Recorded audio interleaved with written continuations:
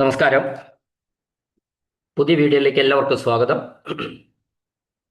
ഇന്ന് S S L C plus two ഗൾഫിൽ നടക്കേണ്ട S S L C plus two പരീക്ഷകളെ കുറിച്ചുള്ള വിവരങ്ങളാണ് പങ്കുവെക്കുന്നത്. നമുക്കറിയാം, കേരളത്തിലെ എസ് എസ് എൽ സിയും പ്ലസ് ടു പരീക്ഷകൾക്ക് ഗൾഫ് രാജ്യങ്ങളിൽ പരീക്ഷാ സെന്ററുകൾ ഉണ്ട്. അതായത് കേരള സിലബസ് പഠിക്കുന്ന S S L C plus two കുട്ടികൾക്ക് ആ ഗൾഫിൽ തന്നെ പരീക്ഷ എഴുതാം. പരീക്ഷ നടത്തിപ്പിന് പരീക്ഷ അവിടെ എഴുതുമ്പോൾ അവിടെയുള്ള ടീച്ചേഴ്സ് അല്ല, ഇവിടെ നിന്ന് കേരളത്തിൽ നിന്ന് സ്കൂളുകളിലെ ടീച്ചേഴ്സ്, അധ്യാപകര് പരീക്ഷ നടത്തിപ്പിന് വേണ്ടി, അതായത് ചീഫ് സൂപ്രണ്ടുമാരും ഡെപ്യൂട്ടി ചീഫ് സൂപ്രണ്ടുമാരും സൂപ്പർവൈസർമാരും ഒക്കെ ഇവിടെ നിന്ന് പാസ്പോർട്ടൊക്കെ എടുത്ത് അവിടെ പോയി അവിടെ വെച്ച് അവര് പരീക്ഷ നടത്തി തിരിച്ചു വരികയാണ് ചെയ്യുന്നത്. ഇപ്പൊ ഗൾഫിലുള്ള നമുക്കറിയാം, ഗൾഫിലെ സ്കൂളുകളൊക്കെ അൺഎയ്ഡഡ് സ്കൂളുകളാണെങ്കിലും ഒക്കെ തന്നെ അവരെ ഏൽപ്പിക്കല്ല ചെയ്യുന്നത്. മറിച്ച് ഇവിടെ നിന്ന് സാധാരണ കേരളത്തിൽ അൺഎയ്ഡഡ് സ്കൂളുകളിൽ എങ്ങനെയാണോ പരീക്ഷ നടക്കുന്നത്, അവിടെ ചീഫും ഡെപ്യൂട്ടിയും എല്ലാവരും പുറത്തു നിന്നുള്ളവരായിരിക്കും. അതുപോലെ തന്നെയാണ് ഗൾഫിലും പരീക്ഷ നടത്തിയിട്ട് അവര് തിരിച്ചു വരുന്നത്. പക്ഷെ പ്രത്യേകത എന്താന്ന് വെച്ചാൽ, പരീക്ഷ അവിടെ നടക്കുമെങ്കിലും വാല്യുവേഷൻ കേരളത്തിലെ സെന്ററുകളിലാണ് നടക്കുന്നത്. അതായത് അവിടെ നിന്ന് പേപ്പർ ഇങ്ങോട്ട് അയക്കും, കേരളത്തിലേക്ക് അയക്കും. പേപ്പർ നോക്കുന്നത് ഇവിടെ നിന്ന് അവിടെ അധ്യാപകർ പോയിട്ടല്ല, മറിച്ച് ഇവിടെയുള്ള വാല്യുവേഷൻ സെന്ററുകളിൽ വെച്ച് തന്നെയാണ് പേപ്പർ മൂല്യനിർണ്ണയം നടത്തുന്നത്. ഇപ്പൊ സാധാരണഗതിയിൽ ഇവിടുത്തെ വാല്യുവേഷൻ ക്യാമ്പ് അവസാനിക്കുന്നതിന് മുമ്പ് ഗൾഫിലെ പേപ്പറുകൾ കൂടി ഇവിടെ എത്തിച്ചേരും. അതിന്റെ അടിസ്ഥാനത്തിൽ ഇവിടെ വെച്ച് ഈ പേപ്പർ നോക്കും. എന്നാൽ ഈ വർഷം ഗൾഫ് കേന്ദ്രങ്ങളിലെ S S L C plus two പൊതുപരീക്ഷകൾ റദ്ദാക്കാൻ സർക്കാർ തീരുമാനിച്ചിരിക്കുകയാണ്. നേരത്തെ ഇത് പരീക്ഷാ സമയത്ത് നീട്ടിവെക്കാനാണ് തീരുമാനിച്ചിരുന്നത്. അന്ന് നീട്ടിവെച്ചു.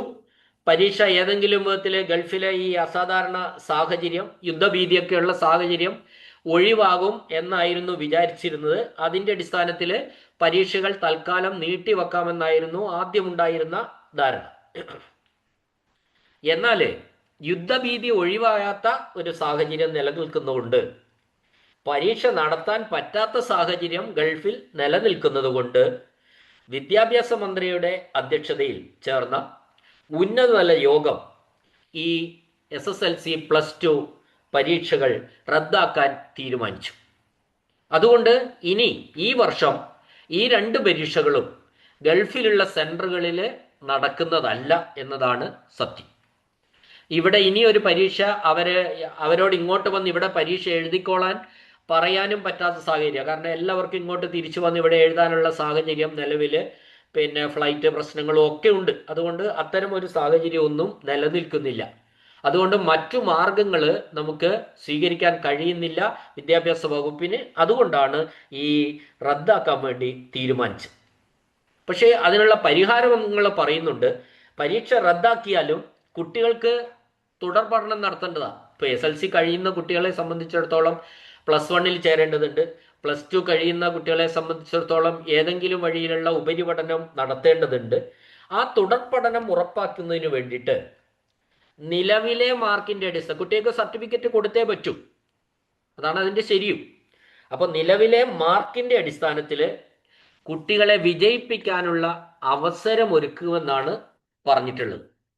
അപ്പോൾ ഈ ഫൈനൽ എക്സാം എഴുതാതെ, പൊതുപരീക്ഷ എഴുതാതെ, നിലവിലുള്ള മാർക്കുകളുടെ, നിലവിൽ പല പരീക്ഷകൾ നടന്നിട്ടുണ്ട്, ആ പരീക്ഷകൾക്ക് ലഭിച്ച മാർക്കുകളുടെ അടിസ്ഥാനത്തിൽ ഒരു പുനർമൂല്യനിർണ്ണയം നടത്തി കുട്ടികളെ പാസാക്കി അവർക്ക് സർട്ടിഫിക്കറ്റ് കൊടുക്കും എന്നാണ് വിദ്യാഭ്യാസ വകുപ്പ് പറഞ്ഞിട്ടുള്ളത്. അപ്പൊ എസ് എൽ സി കുട്ടികൾ, അതില് ഗൾഫിലെ എസ് എസ് എൽ സി കുട്ടികൾക്ക്, അവിടെ പരീക്ഷ എഴുതാൻ അപേക്ഷിച്ചിരുന്ന കുട്ടികൾക്ക്, അവിടെ പഠിച്ച കുട്ടികൾക്ക് ഓണപരീക്ഷ, ക്രിസ്മസ് പരീക്ഷ, മോഡൽ പരീക്ഷ എന്ന് പറഞ്ഞാൽ quarterly exam, half yearly exam, model exam എന്നീ മാർക്കുകളുടെ ശരാശരി കണക്കാക്കി അതിന്റെ കൂട്ടത്തിൽ ഒരു ബോണസ് മാർക്ക് കൂടി നൽകിയിട്ടായിരിക്കും മൂല്യനിർണ്ണയം നടത്തുക. ഇങ്ങനെ പറഞ്ഞെങ്കിലും ബോണസ് എന്ന മാർക്ക് ഏത് രീതിയിലായിരിക്കണം എന്ന കാര്യത്തിൽ ഒരു വ്യക്തത വരുത്തിയിട്ടില്ല. എന്തു തന്നെയായാലും ഈ ക്വാർട്ടർലി ഹാഫ് ഇയർലി മോഡൽ 3 പരീക്ഷകളും നന്നായിട്ട് എഴുതിയ കുട്ടികൾക്ക് അതിൻ്റെ ശരാശരി എടുക്കുമ്പോഴും ഇപ്പം സാധാരണഗതിയിൽ എല്ലാ കുട്ടികളും തന്നെ മോഡൽ എക്സാം ഒക്കെ വളരെ സീരിയസ് ആയിട്ട് എഴുതുന്നവരാണ്. അപ്പോൾ അതിൻ്റെ ഈ 3 പരീക്ഷകളുടെ ആവറേജ് അഥവാ ശരാശരി എടുക്കുമ്പോൾ കുട്ടികൾക്കൊന്നും തന്നെ മാർക്ക് കുറഞ്ഞു പോകുന്ന ഒരവസ്ഥ ഉണ്ടാവില്ല എന്നാണ് പറയാനുള്ളത്. ഇനി തിരിച്ച് +2 കുട്ടികളാണെങ്കിൽ +2 കുട്ടികൾക്ക് 1-ാം വർഷം നേടിയ മാർക്ക്, അതാണ് കാര്യമായ ഒരു പരീക്ഷ എന്ന് പറയുന്നത് അവരെ സംബന്ധിച്ചിടത്തോളം. +1 പരീക്ഷയ്ക്ക് നേടിയ മാർക്ക് മൂല്യനിർണ്ണയത്തിന് പരിഗണിക്കും. അതെങ്ങനെയാ കണക്ക് കൂട്ടുന്നത് എന്ന് വ്യക്തമായ ഒരു രീതി വരാനിരിക്കുന്നതേ ഉള്ളൂ. ഇത് ശരിയാണോ, അല്ലെങ്കിൽ ഇങ്ങനെ ചെയ്താൽ കുട്ടികൾക്ക് മാർക്ക് നഷ്ടം വരുമോ, അല്ലെ കുട്ടികൾക്ക് മെച്ചം ഉണ്ടാവുമോ എന്നൊക്കെ ചോദിച്ചാൽ എൻ്റെ ഒരു അഭിപ്രായത്തിൽ മറ്റ് കുഴപ്പങ്ങളൊന്നും ഉണ്ടാവാൻ സാധ്യതയില്ല. ഒരു നല്ല മാർക്ക് തന്നെ കിട്ടാൻ തന്നെയാണ്.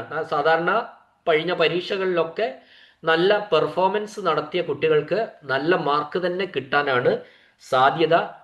നമ്മൾ മറ്റൊരു വശം നമ്മൾ ചിന്തിക്കുമ്പോൾ ഈ വൈകിയ വേളയിൽ മറ്റു മാർഗങ്ങളൊന്നും നമുക്ക് മുന്നിലില്ല എന്ന ഒരു സത്യവും കൂടി ഉണ്ട്. അപ്പോൾ SLC കുട്ടികളെ സംബന്ധിച്ചിടത്തോളം പൊതുവെ കാണുന്ന ഒരു ട്രെൻഡ് എന്താണെന്ന് വെച്ചാൽ ക്വാർട്ടറിൽ നല്ല മാർക്കായിരിക്കും. മോഡൽ എക്സാമിനും അത്യാവശ്യം മാർക്ക് ഉണ്ടാവും. ഈ കുറഞ്ഞു പോകുന്നത് ഹാഫ് ഇയർലിയിൽ മാത്രമാണ്. പക്ഷെ നമ്മൾ ശരാശരി എടുത്തിട്ട് ഒരു ബോണസ് മാർക്ക് കൂടി കൊടുക്കുന്ന പറഞ്ഞ്, അപ്പോൾ അവർക്കും മോശം വരാനുള്ള ഒരു സാധ്യതയില്ല. +2 കുട്ടികളെ സംബന്ധിച്ചിടത്തോളം +1 പരീക്ഷ സീരിയസ് ആയിട്ട് എഴുതും. കാരണം ആ മാർക്ക് നമ്മുടെ മാർക്ക് ലിസ്റ്റിലേക്ക് വരുന്നതാണ്. മാത്രമല്ല ഒരു ബെറ്റർമെന്റ് എക്സാമും കൂടി അവർ ഫേസ് ചെയ്തിട്ടുണ്ടാവും. അതും മോശമായിട്ടുണ്ടാവില്ല. അപ്പോൾ അവരെ സംബന്ധിച്ചും ഇങ്ങനെ ഒരു രീതിയിൽ മാർക്ക് നൽകി മൂല്യനിർണ്ണയം നടത്തുമ്പോൾ അവർക്കും അത് മാർക്ക് കുറയുന്ന ഒരു സ്ഥിതിവിശേഷം ഉണ്ടാവാനുള്ള സാധ്യത ഇല്ല. അപ്പോൾ നമ്മൾ എന്നാൽ കേരളത്തിൽ ഇത് മനസ്സിലാക്കേണ്ട ഒരു കാര്യം ഇതാണ്. കേരളത്തിലുള്ള +1-ന്റെ +2 പരീക്ഷകളുടെയും SLC പരീക്ഷകളുടെയൊക്കെ മൂല്യനിർണ്ണയം 16-ാം തീയതി ഏപ്രിൽ 16-ാം തീയതി തുടങ്ങുകയാണ്. അപ്പോൾ ഈ ഗൾഫിലെ സിറ്റുവേഷനും ഇവിടെ പരീക്ഷ എഴുതിയ കുട്ടികളുമായിട്ട് ഈ പറഞ്ഞ വിവരം ഇവിടുത്തെ പരീക്ഷ എഴുതിയ കുട്ടികൾക്ക് യാതൊരു വിധത്തിലും ബാധകമല്ല എന്ന കാര്യം കൂടി അറിയിക്കുകയാണ്. ഇവിടെയുള്ള പരീക്ഷ എഴുതിയ കുട്ടികൾക്ക് ഓണപ്പരീക്ഷ ക്രിസ്മസിൻ്റെ മോഡലിൻ്റെ എല്ലാം കൂടി ശരാശരി എടുക്കുകയോ അവരുടെ അവർക്ക് ബോണസ് കൊടുക്കുകയോ ഒന്നുമില്ല. ഇവിടെ നമ്മൾ പരീക്ഷ എഴുതിയതാണ്. അത് മൂല്യനിർണ്ണയത്തിൻ്റെ അടിസ്ഥാനത്തിൽ എത്ര മാർക്ക് കിട്ടുമോ ആ മാർക്ക് തന്നെയാണ് പരിഗണിക്കുക എന്ന വിവരമാണ് പറയാനുള്ളത്.